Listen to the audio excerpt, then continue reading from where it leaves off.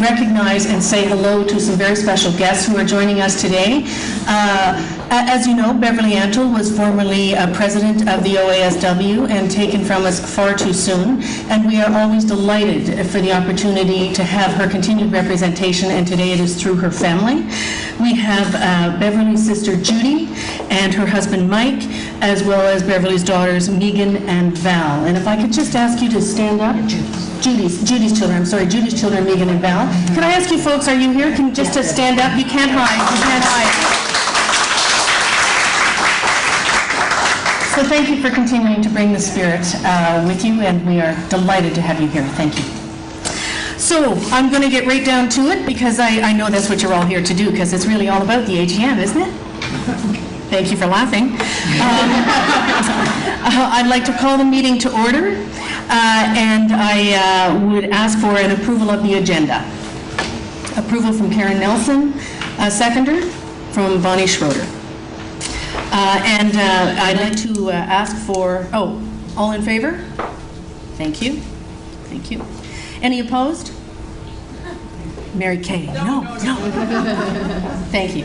I'd also like to ask for an approval of the minutes from the 2012 AGM, and I know you all found it riveting reading and are just dying to approve it. And Mary Kay's got her hand up. Mary Kay, approval. A motion to approve. Seconder, Jack Gandy. All in favor? Any opposed? Approved. Thank you.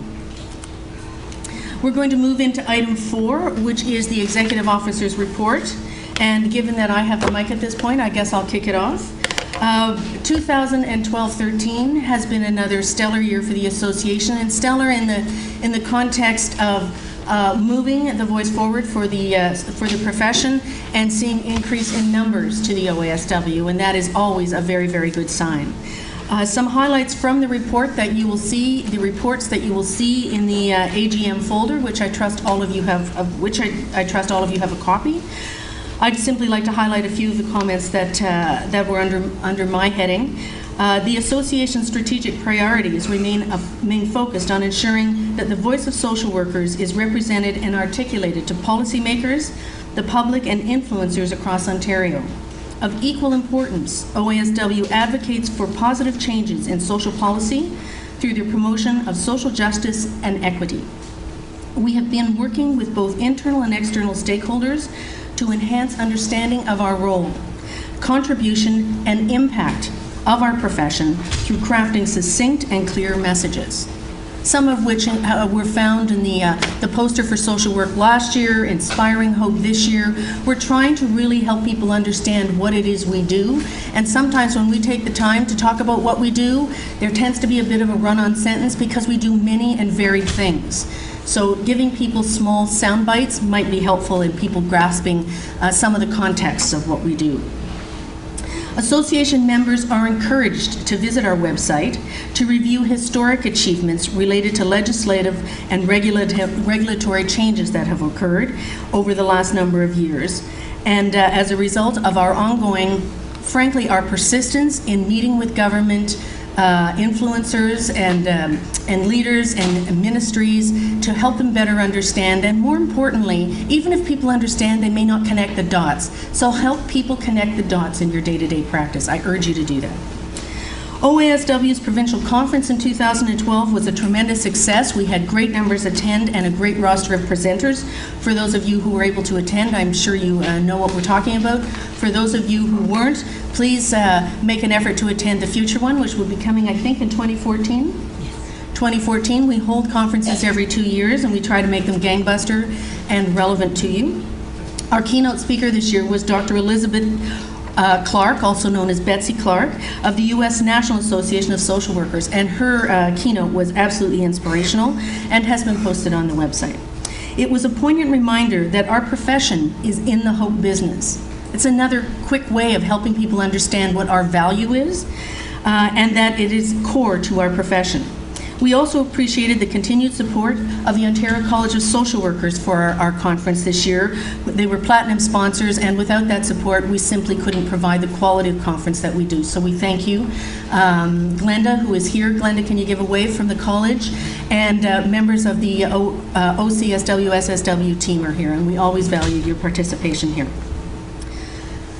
Lastly, we simply couldn't do the work we do without the OASW staff. The 410 Jarvis team are an army. They are a formidable army of a small number who get things done. And without them, we couldn't be up here extolling the work that has been done from year to year.